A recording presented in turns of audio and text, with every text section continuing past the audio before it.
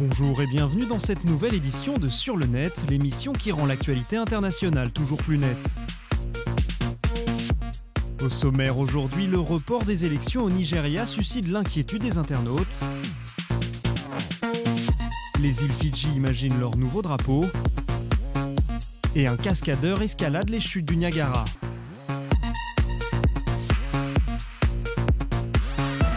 Face à la flambée de violence que connaît le nord-est du Nigeria, ravagé par les exactions du groupe islamiste Boko Haram, la commission électorale a décidé de reporter les élections présidentielles et législatives initialement prévues ce week-end.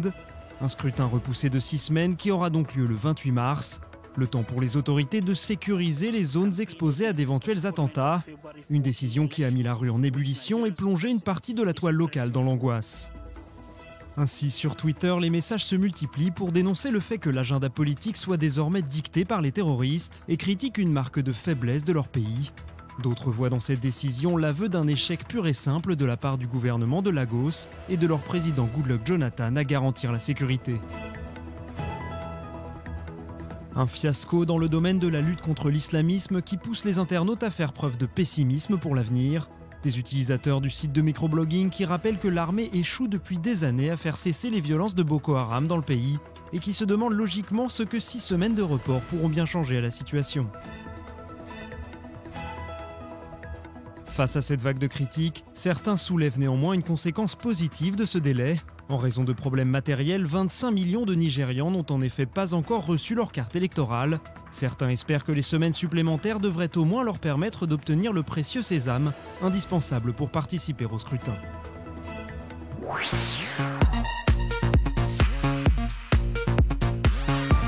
Les îles Fidji auront dans quelques mois un nouveau drapeau. Voici ce que vient d'annoncer le gouvernement de ce petit pays d'Océanie. L'ancienne colonie britannique indépendante depuis 1970 souhaite en effet faire disparaître de son étendard l'Union Jack, la bannière du Royaume-Uni. Afin de choisir quel sera le nouvel emblème national, tous les citoyens sont invités à participer à un concours dont le gagnant sera dévoilé en octobre prochain, une annonce qui a immédiatement fait réagir la toile locale. Beaucoup débattent en effet du bien fondé de cette décision sur Twitter et n'hésitent pas à remettre en cause cette volonté de changement. Des opposants qui considèrent dans leur grande majorité qu'une telle modification du drapeau devrait être validée par le peuple et donc décidée par référendum. Face aux réfractaires, de nombreux Fidjiens plébiscitent au contraire ce qu'ils considèrent comme une étape importante vers la modernisation de leur pays et une affirmation plus forte de son identité.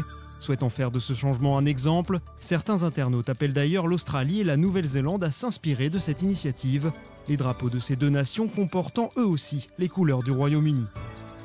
Un enthousiasme qui a d'ores et déjà poussé plusieurs internautes à imaginer leur version du futur emblème national, et ce alors même que le concours n'a pas encore débuté officiellement. Des créations très variées qui reprennent généralement les symboles déjà présents sur le drapeau d'origine. D'autres ont préféré puiser leur inspiration dans le logo de la compagnie aérienne nationale Fiji Airways, comme on peut le voir ici.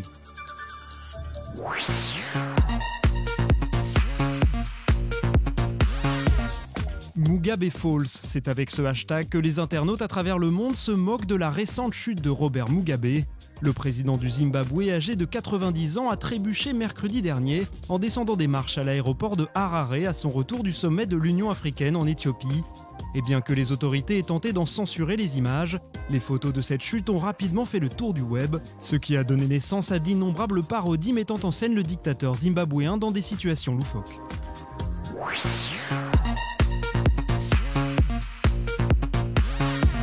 Privé de sa voiture depuis 10 ans, James Robertson, un habitant de Détroit, doit effectuer à pied le chemin jusqu'à son lieu de travail, soit plus de 33 km aller et retour que doit faire quotidiennement cet Américain âgé de 56 ans. Une situation qui a poussé des internautes à lancer une campagne de collecte de fonds sur le site GoFundMe pour pouvoir offrir à Robertson un nouveau véhicule. Une initiative rapidement couronnée de succès puisqu'elle a permis d'obtenir plus de 250 000 € en l'espace de quelques jours.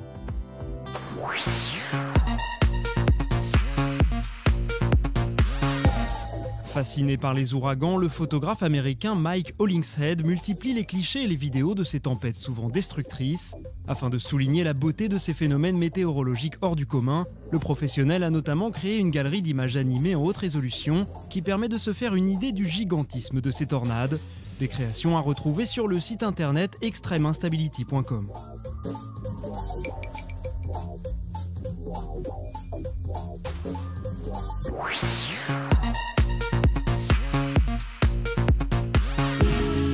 Le cascadeur canadien Will Gadd est un amateur de sensations fortes, comme il le prouve avec cette vidéo d'escalade en milieu extrême.